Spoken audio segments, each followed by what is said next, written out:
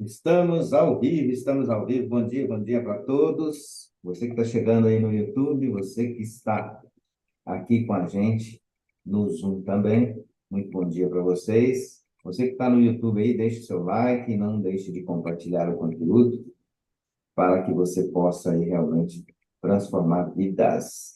E estamos aqui trazendo conteúdo toda semana.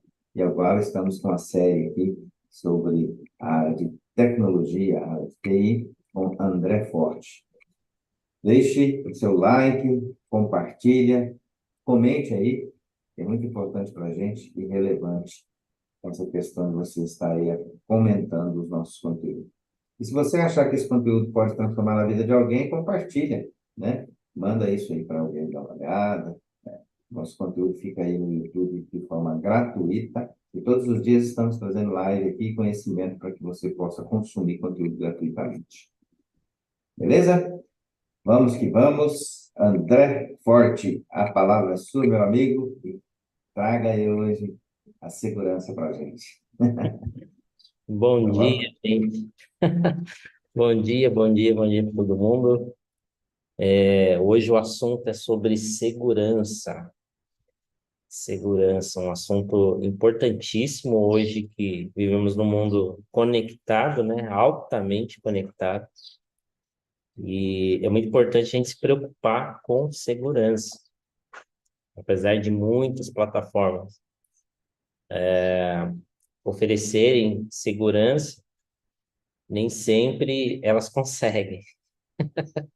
Então, a gente precisa estar sempre observando esse ponto. A gente vai comprar um computador,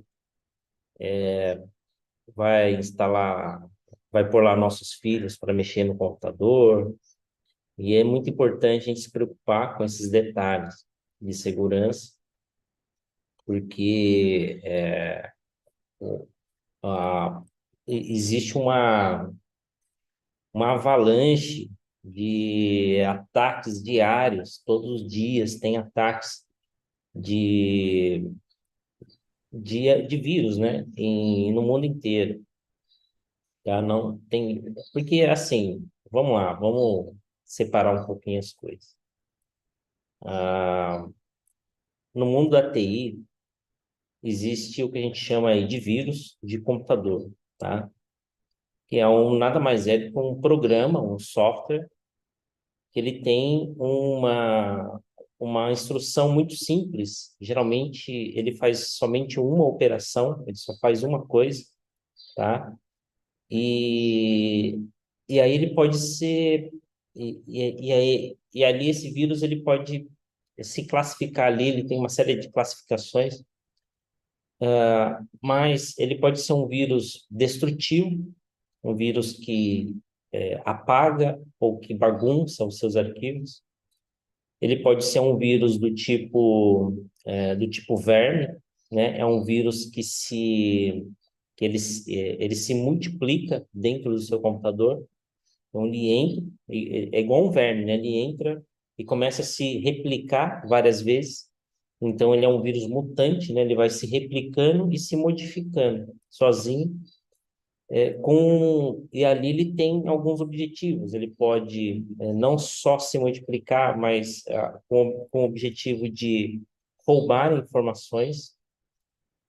Existem vírus que só ficam te monitorando, eles não fazem nada no seu computador, eles não atrapalham o seu computador, ele não deixa ele lento, ele não apaga nada, mas ele fica capturando o que você está digitando, capturando o que está acontecendo na sua tela, tira prints da sua tela sem que você veja, né?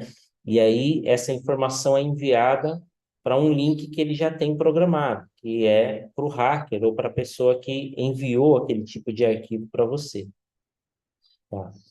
Então, é muito difícil você, como usuário, detectar ou perceber isso no computador, tá? Geralmente você percebe algumas coisas estranhas, né? Às vezes começa a aparecer propagandas de forma aleatória na sua tela, ou você entra num site que você sabe que não tem propaganda, como a página do Google, por exemplo, a primeira página do Google, né, que é só um botãozinho de busca. E aí, de repente, começa a aparecer propaganda, né? O Google não exibe propaganda. E, e aí começa a aparecer propaganda, propaganda. Você fala, de onde veio isso? Tá? Começou a aparecer, saiba que você já tem um tipo de vírus ali. É um vírus que a gente chama de adware, tá? Os adwares, eles não são destrutivos, mas eles exibem propaganda no seu computador. A ideia deles, uma das propostas de um adware é exibir propaganda. Porque a pessoa, toda propaganda, existe alguém que está ganhando com aquilo, tá? O próprio Google tem um esquema de propaganda que onde, se eu pego se eu autorizo o Google a exibir as propagandas deles no meu site, o Google, com o tempo, ele me paga por cada visualização que teve aquela propaganda. Então, é um negócio. E esses adewares, o pessoal que cria adeware, cria pensando nisso, em acelerar esse processo, em acelerar, ele gerar mais visualização de maneira muito rápida, né, monstruosa, e aí receber esses pagamentos dessas empresas que promovem propagandas, que não tem só o Google, existem várias outras empresas que fazem isso. Tá? Então, só que o adware, ele acaba se tornando um abridor de portas aí. Ele abre brechas, ele explora falhas do sistema operacional para que hackers ou outros tipos de vírus entrem no seu computador e te invadam e façam outras coisas. Existe um tipo de vírus também que se tornou comum hoje, são os vírus que mineram Bitcoin.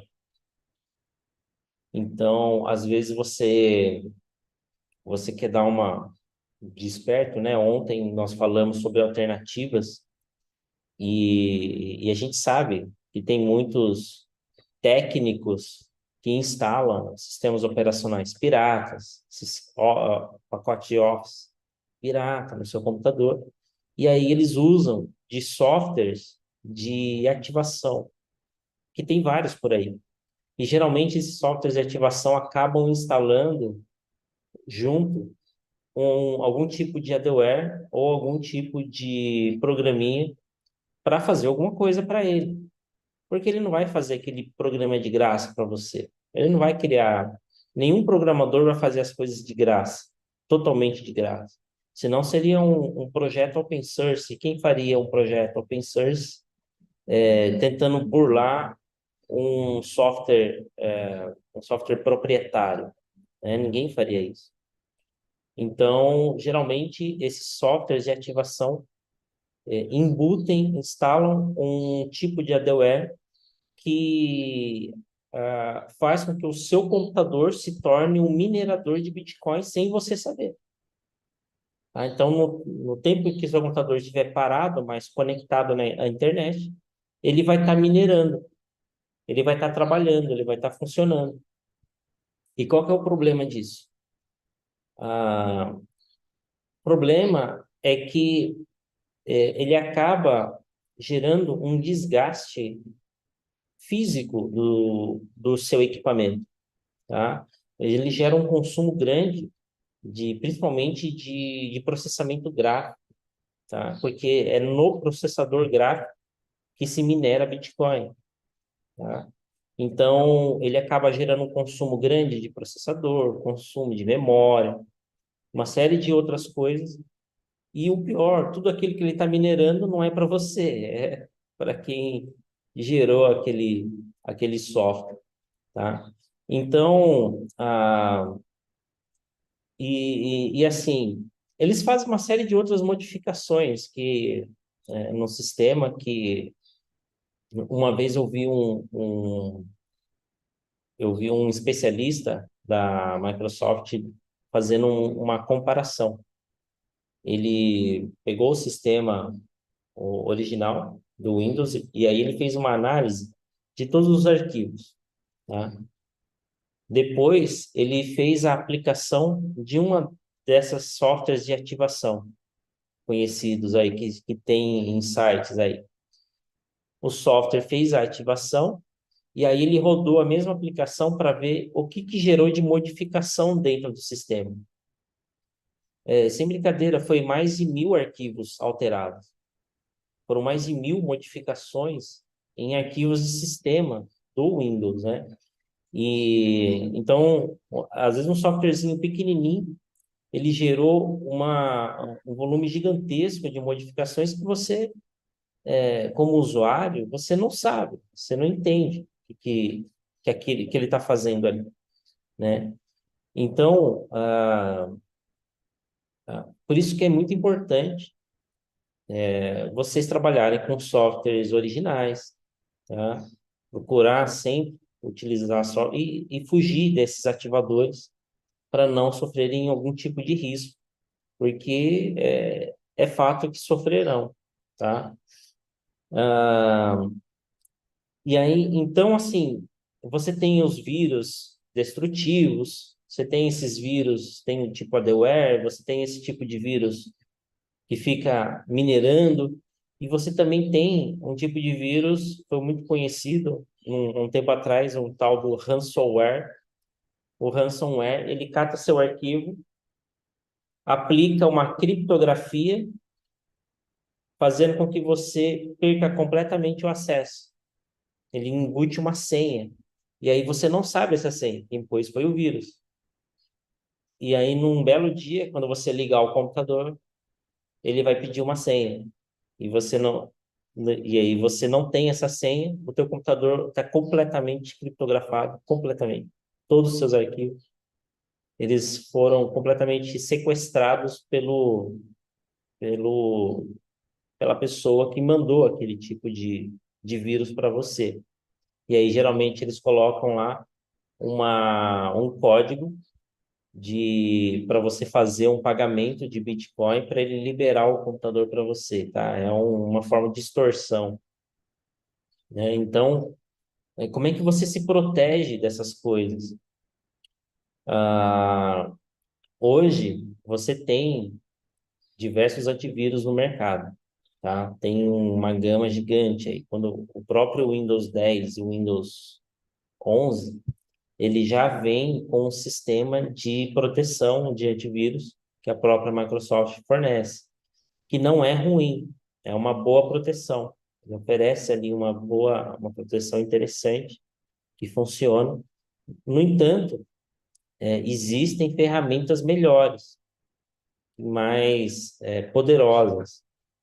E aí eu até posso citar alguns nomes, como os sistemas o antivírus da Avira, da Kaspersky, da Gedata, são empresas que produzem antivírus, que estão lá no topo do mercado. Não só pela,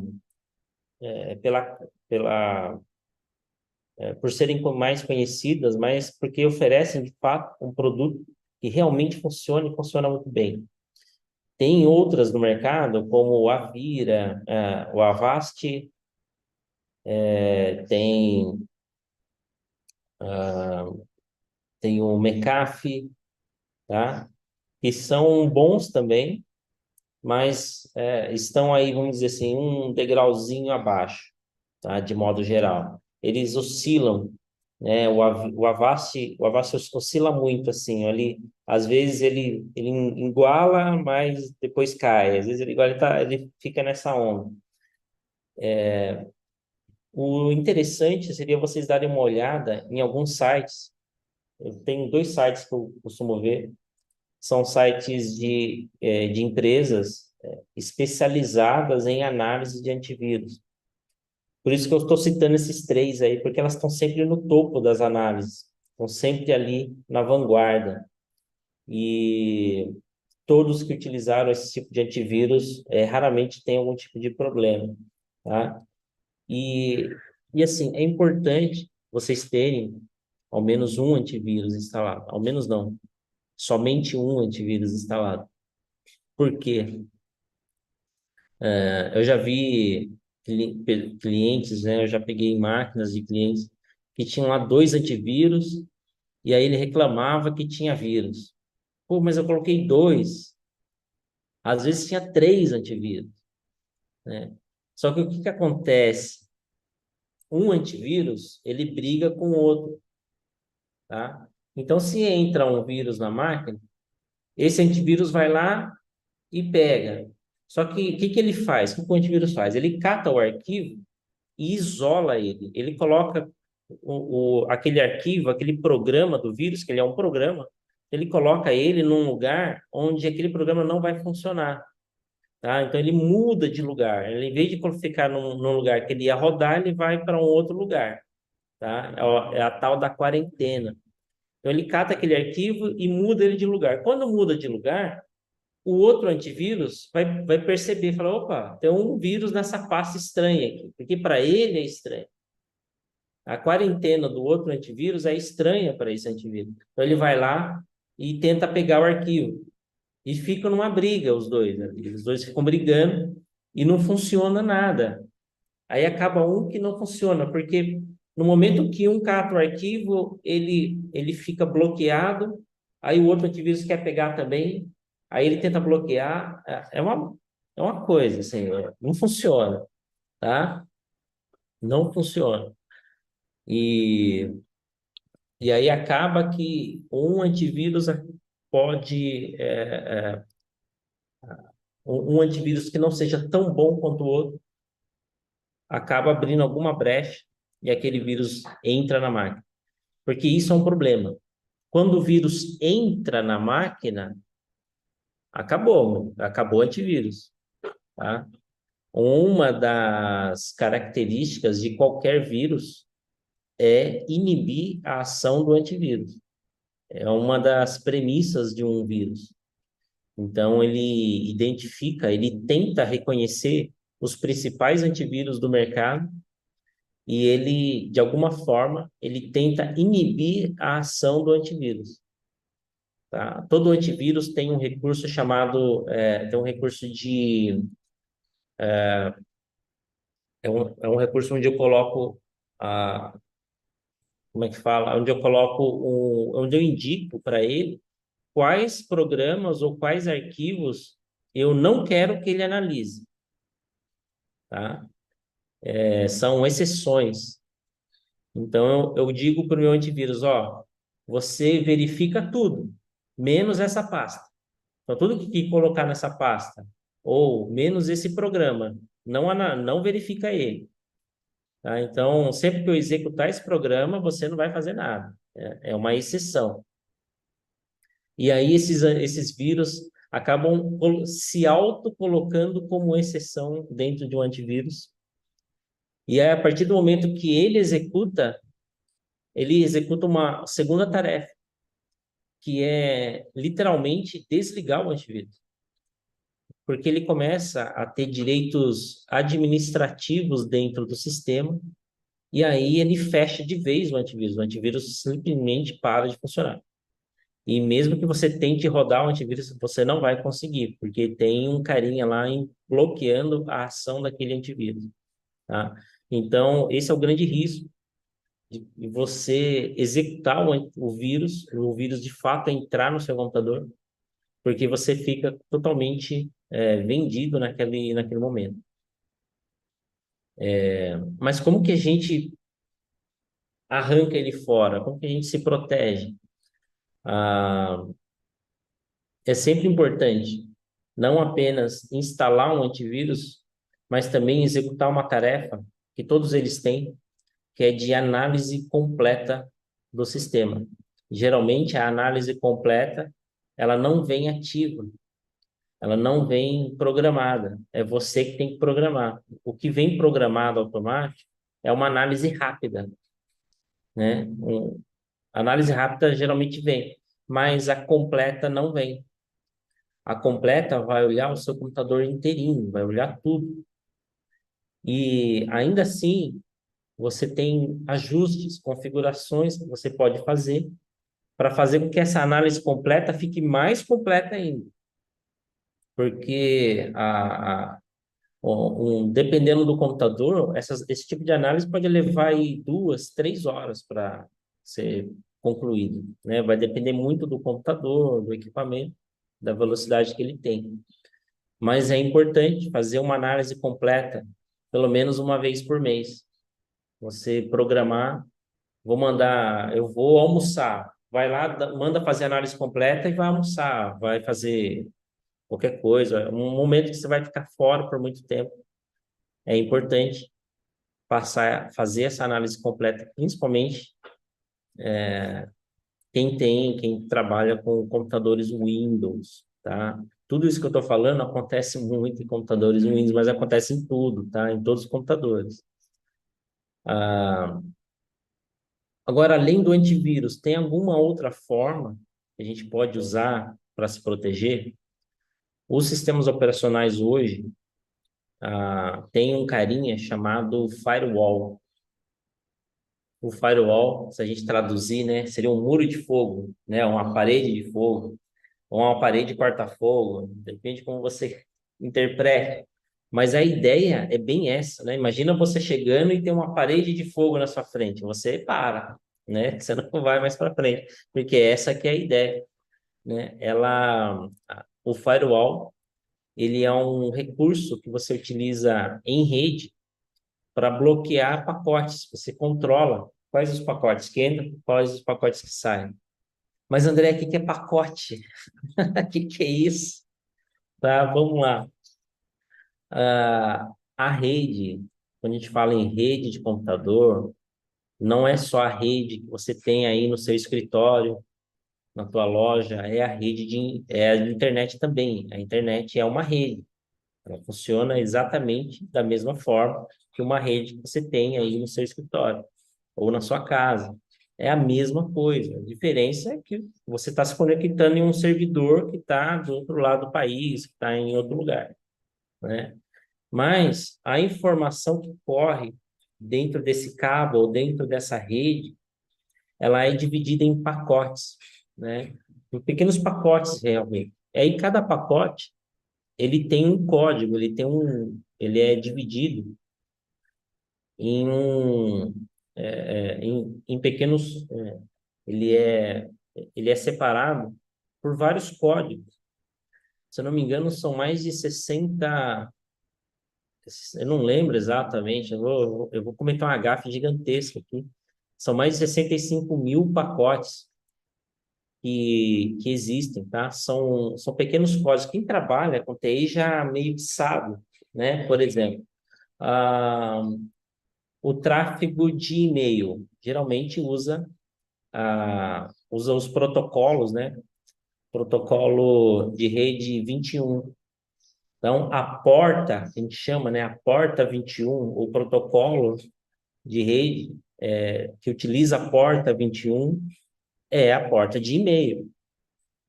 Se eu quiser fazer um tipo de ataque ou de invasão, ou monitorar ou capturar os seus e-mails, os e-mails que chegam até você, eu vou monitorar a porta 21. Eu vou desenvolver uma aplicação que fica ouvindo, né? Ele fica ouvindo a rede. Quando vem um pacote da porta 21, ele vai lá e cata, né? Então, ele fica fazendo isso. E aí aí é 21, não é porta 21, agora tô ficando maluco. É tanta porta. A porta 21 é o protocolo de SSH, aí tem a porta 25 é a porta de rede, a porta 80 é a porta de navegação na internet, quando você está navegando na internet, acessando um site, quando você está abrindo aquele site, quando tem aquela sigla HTTP, dois pontos, barra, barra, você está utilizando a porta 80 da rede. É a porta mais utilizada. Se você está acessando um site HTTPS, por exemplo, tem aquele S de seguro, você está usando um protocolo de segurança, tá? Esse protocolo de segurança, geralmente, utiliza a porta 400, 400 alguma coisa. Tá? Então, assim, são um universo aí de portas, são muitas portas. E se você não tem um firewall no seu computador, você tem lá a porta 15.482 aberta, tá? E aí, um hacker, um vírus, ele pode utilizar dessa porta. Ele falou: eu vou trafegar na rede, mas num lugar que ninguém me enxerga. Eu vou trafegar na porta 15.412, e aí eu vou invadir um computador que não tem o firewall, ele não tá, essa porta não está bloqueada. Ele vai lá e embute um código, faz uma invasão no seu computador através de uma porta desconhecida, tá? Então, o firewall ele tem essa função de deixar todas essas portas fechadas e deixa abertas somente as portas que a gente mais utiliza. A porta 80, a porta 21, a porta 22, né, que são as portas mais usadas. A porta 995, que é de e-mail também. A porta 545, 540, eu não lembro agora. Então, aí são essas portas que são conhecidas, né? Essas portas ficam abertas.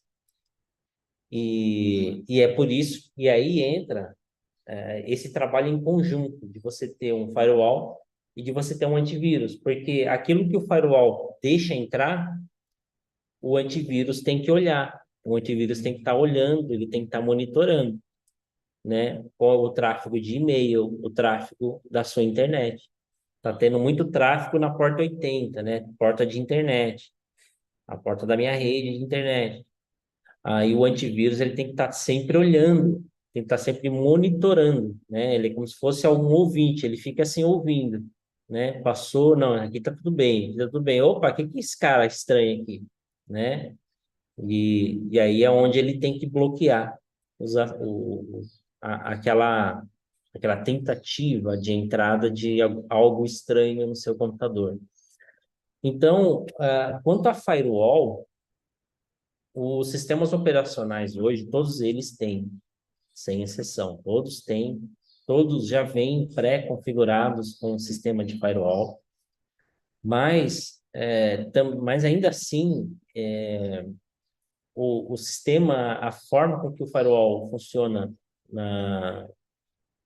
que os sistemas operacionais trazem,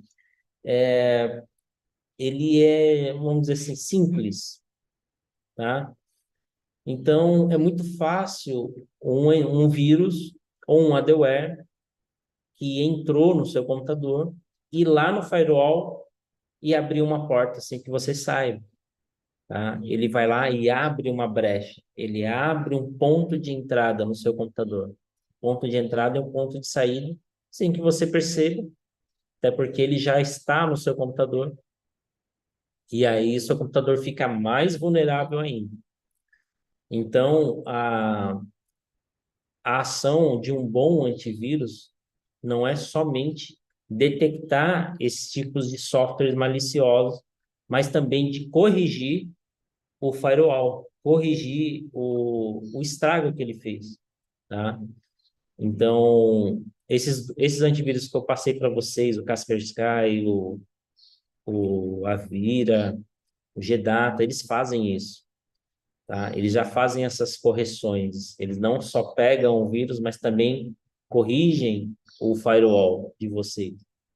Existem ferramentas também, uma ferramenta de adware, de anti-adware, que é bem simples, né? Se você pesquisar no Google, vou até escrever aqui, ó. Vou até escrever aqui, ó. AD. Isso aqui é dica de mestre, ó. Se você pesquisar por esse carinha aqui no Google, ADW Cleaner, vai cair num site. Ele é um software bem simples, tá? Ele não instala, você só executa ele. e ele faz uma verificação de adware na sua máquina extremamente rápida. Não é o melhor software, não é o software mais completo para esse tipo de análise, mas ele quebra um baita galho, porque ele consegue corrigir rapidamente 80% dos problemas que o adware cria na sua máquina. Porque o que acontece? Geralmente o antivírus não detecta adware, porque para o antivírus, aquele carinha não é um vírus, né? O adware, geralmente, ele não detecta como vírus, ele não consegue. Tem antivírus, os antivírus, eles têm um motor de detecção, ele já está mais avançado nesse sentido, mas o, existe o que a gente chama de falso positivo, tá? O antivírus, ele olha e ele pensa que tá tudo ok, tá? É um falso positivo. Ele acha que não vai acontecer nada, então ele deixa passar, né? E, e aí essas ferramentas, como o ADW Cleaner, aí tem outras ferramentas mais poderosas que detectam especificamente o adware, tá? Então ele tem a base de dados de consulta dele é específica de adware.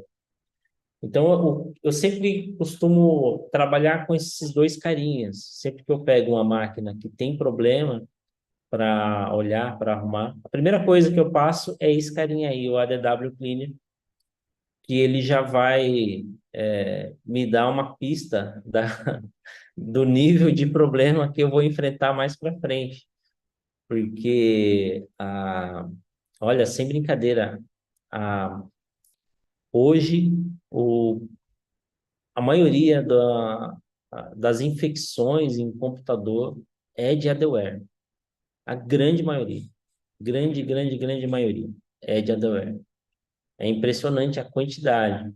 Você analisa, você vai no computador, você passa um antivírus, não acha. Aí você passa um anti-adware, ele começa a pegar, né? Porque tem adware que se instala, por exemplo, no navegador. O adware ele roda junto com o seu Google Chrome, junto com o seu Firefox, com o seu Edge, né? Que são os navegadores aí mais comuns, mais usados. Ele se instala ali, né? Então, na hora que você navega, é a hora que ele funciona, é a hora que ele começa a rodar, né? Se o navegador entrou na memória, ele entra junto e começa a funcionar, né? Então, e aí, e aí ele acaba, é aquela história, né? O vírus entra, ele abre portas, ele abre mais brechas, ele deixa seu computador mais vulnerável, tá? Aí, tanto o firewall como o antivírus, é, é algo que vocês têm que... o firewall nem tanto, porque é muito mais técnico, é algo muito mais técnico. Mas você tendo um bom antivírus no computador, já ajuda bastante, tá? Mas lembre-se, só um antivírus, tá? Não coloquem dois, por favor. Dois não rola, não funciona. Agora eu vou falar um pouquinho sobre senhas, né? Senhas faz parte da segurança. Você ter uma boa senha é importante. É muito comum você colocar como senha lá 1, 2, 3, 4. Eu vou colocar no meu computador aqui. A minha senha é 1, 2, 3, 4, 5, 6. Todas essas senhas já estão na memória do vírus. Então, se um determinado vírus ou um adware entra na sua máquina e ele quer tentar invadir alguma coisa, algo que você tenha mais protegido dentro do seu computador, essas senhas ele vai testar, né? A senha de acesso do seu computador, a senha de acesso do seu e-mail, tá? Tem vírus que descobrem a senha do seu e-mail, aí você não sabe, invadiram meu Facebook, perdi meu Facebook, perdi meu Instagram, né? Alguém invadiu, não sei como. Aí você vai ver a tua senha. Qual que é a sua senha? Ah, minha senha é a data de nascimento. Esse é o mais comum, é o erro mais comum, e é o que a maioria das pessoas fazem, mas fazem para não esquecer, né? Ah, eu fiz isso para mim não esquecer, né? Mas se preocupem mais com a senha, principalmente hoje. Hoje, tudo, tudo está na internet. Tudo precisa de ter um usuário. Ah, você quer usar? Então você tem que criar um usuário, tem que criar uma senha. Tudo. Você vai acessar banco? Você tem que criar um usuário, você tem que criar uma senha. Você vai, você vai lá no, você vai fazer uma consulta médica, você vai acessar uma plataforma e aí você vai criar um usuário e vai criar uma senha. Então tudo hoje precisa que você crie um usuário e uma senha. Então, se preocupem com essa senha. Se preocupem de fato com isso, né? O, costumem, criem um padrão de senha na cabeça de vocês. Algo, quer usar uma data? Você até pode usar uma data, mas coloque mais coisas nessa data. Coloquem letras, coloquem símbolos, né? Aumentem essa senha. Uma senha boa, uma senha forte, ela tem pelo menos 16 caracteres. Tá? Uma senha forte tem 16 caracteres, uma senha boa tem 12 caracteres. Mas uma senha forte tem 16 caracteres. Tá? Tem plataformas, você tem uma ideia, que não deixam você criar senhas menores do que 12 caracteres. Você tenta criar uma senha. A senha é de 8 caracteres. Aí vai falar, não, não deixa. O mínimo é 12. Aí você tem que ficar imaginando, né? Pensando, como é que eu vou fazer? Como é que eu vou guardar? Você vai lá e cria uma senha, né? Então, uma senha boa tem 12, mas uma senha forte é acima de 16 caracteres. Tá? Então, o que que eu recomendo? O que que eu faço? Porque eu trabalho eu tenho aqui uma lista, muitos clientes, né? E todo cliente que eu trabalho, lembra da primeira aula, acho que eu criei uma pastinha de organização, eu criei lá a pastinha do cliente, aí depois a pastinha de documento. O que que eu faço? Dentro da pasta de documento, eu crio um arquivo texto, e nesse arquivo texto, eu coloco todos os dados desse cliente, e inclusive as senhas dele. Então, eu coloco. Às vezes lá ele tem acesso FTP, aí eu coloco o usuário e a senha do FTP dele. Acesso a um painel administrativo da plataforma, aí eu coloco o usuário e a senha, tá? Porque eu não posso confiar na minha cabeça. Eu não posso ficar confiando, não, eu acredito, eu confio, né? Eu jogo tudo na minha cabeça, eu não vou esquecer. Você vai esquecer. Porque todo lugar pede usuário e senha, né? Antes era simples, era só do banco, é do meu e-mail e pronto. Nem do computador tinha senha. Hoje, tudo tem senha. Você vai ligar o computador, tem senha. Aí você tem a senha do e-mail. Só que você não tem só um e-mail. Às vezes você tem mais de um. Você tem e-mail da empresa. Aí na empresa tem dois, três e-mails. Aí você tem a plataforma do software que você usa dentro da empresa. Aí é um outro usuário e senha. Aí você tem o banco. Só que você não tem só um banco. Você tem três bancos. Aí cada banco é uma senha. Aí, aí você vai, se você vê esses aplicativos do governo, né, que hoje você tem lá a carteira de motorista digital, aí você vai acessar o software, tem senha, né? Então, tudo tem senha. Então, assim, uma dica aí, crie um arquivo no seu computador, tá? Ou anota mesmo, pega um caderninho.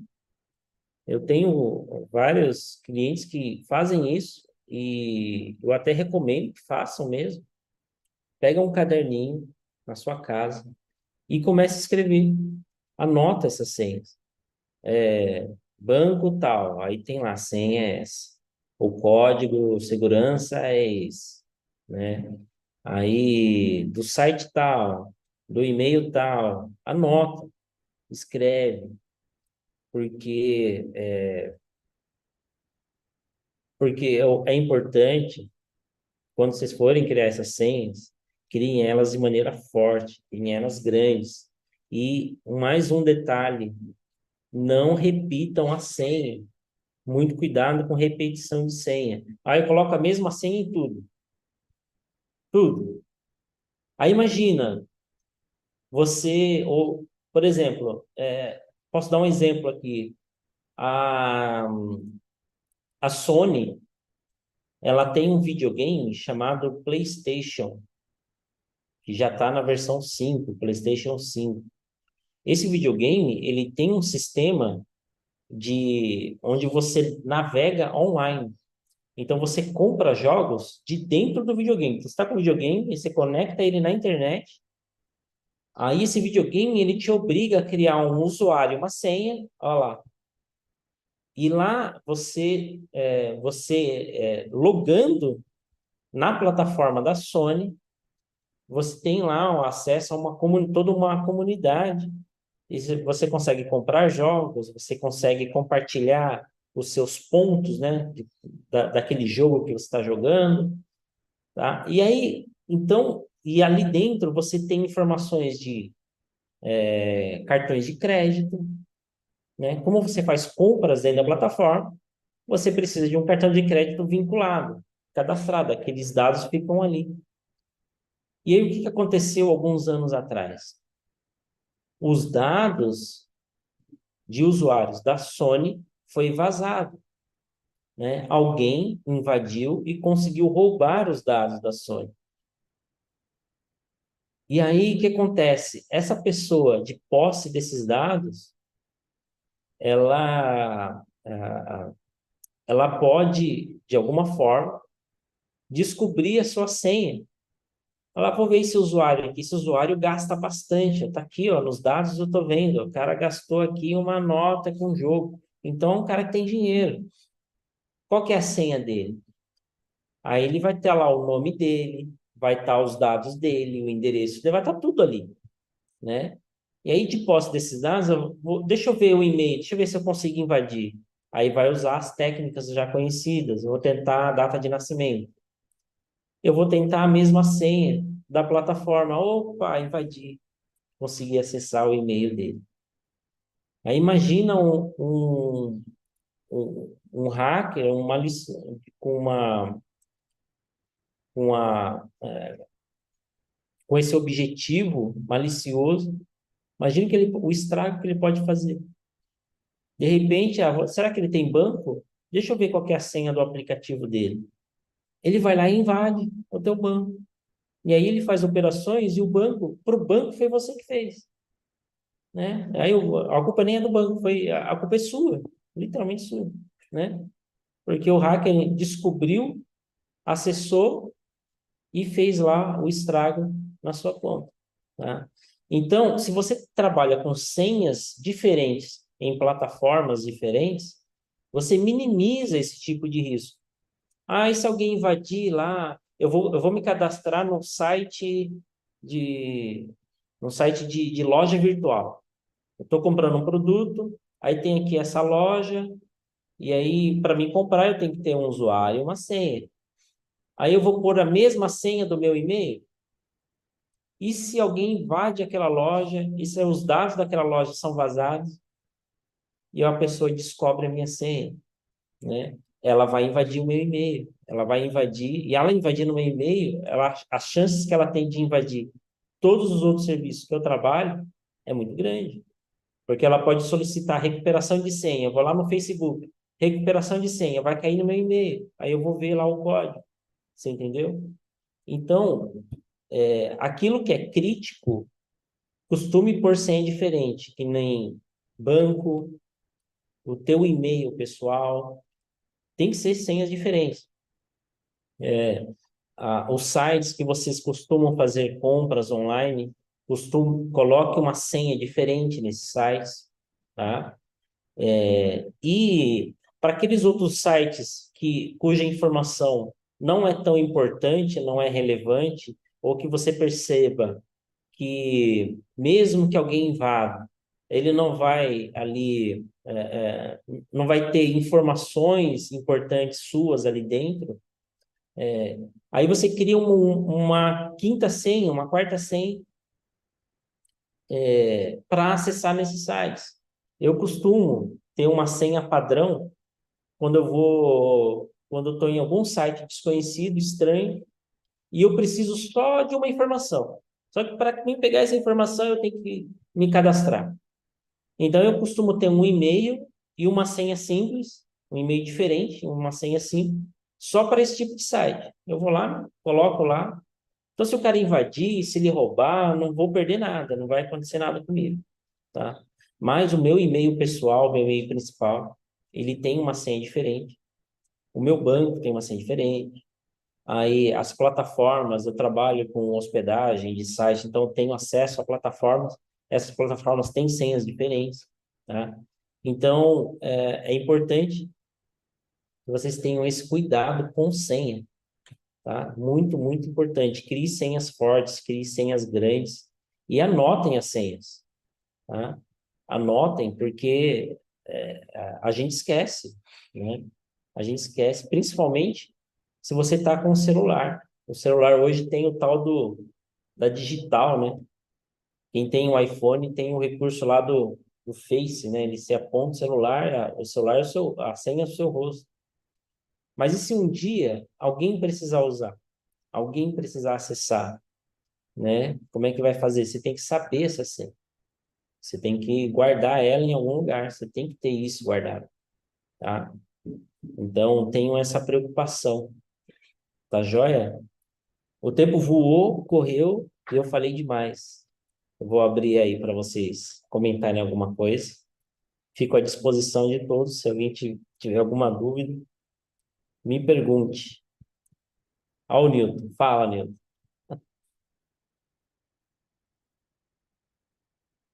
Abre o som, Newton.